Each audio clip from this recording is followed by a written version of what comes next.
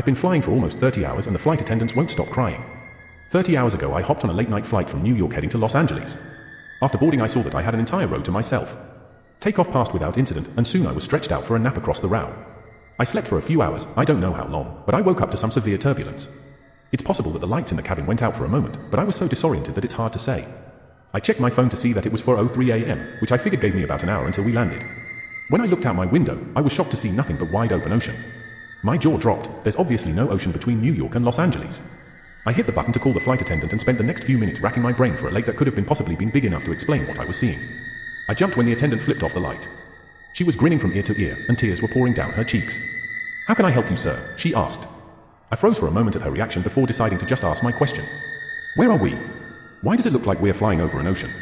She wiped her cheeks to clear the tears, still grinning wildly. "Sir, we'll be landing in about an hour." Okay, thank you," I said. After she left I checked the clock on my phone again. 4:03 a.m. blinked back at me. It hadn't changed. I had to have been waiting with my call light on for at least 5 minutes. How was it possible that it hadn't changed at all? I opened up my laptop and saw it too displayed 4:03 a.m. I pulled out my phone, started a stopwatch in the app, and spent the next 2 hours looking back and forth between the clocks, waiting for them to change. They never did. I tapped the shoulder of an older woman sitting in the row ahead of me. She looked back, an annoyed expression across her face. "Yes," she asked. "Do you know how long until we land?"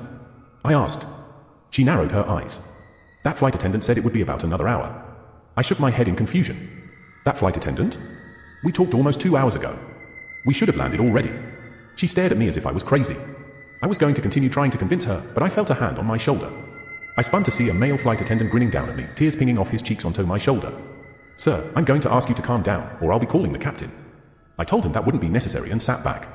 He removed his hand and stepped away. The flight attendants continued to stop by every few hours offering meals. My stopwatch continued to tick up and is now telling me that I've been on this plane for more than 30 hours.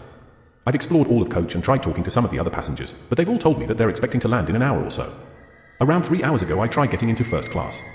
I made it past the curtain but was escorted back by 2 grinning flight attendants. Their grip on my arms were like iron. "Sir, the seatbelt sign is on," one said. "Please remain in your seat with your buckle fastened. We'll be landing in about an hour." I'd just about given up hope when a woman came down the aisle dressed in a business suit. She didn't look at me or slow down, but she dropped a piece of paper onto my tray as she made her way to the bathrooms at the back of the plane. I shot a look around before unrolling it. It said, "Are you stuck too?" I pulled out a pen and wrote yes. "It's been 30 hours. I folded the scrap of paper up and set it on the tray closest to the aisle. She left the bathroom and picked it up as she passed. It's been 20 minutes since then. I don't know why, but I don't think the flight attendants would like it if they knew we were talking. It doesn't matter. I have to do something. I'll update you all with whatever happens next. Part 2. More. I. Worcester Street.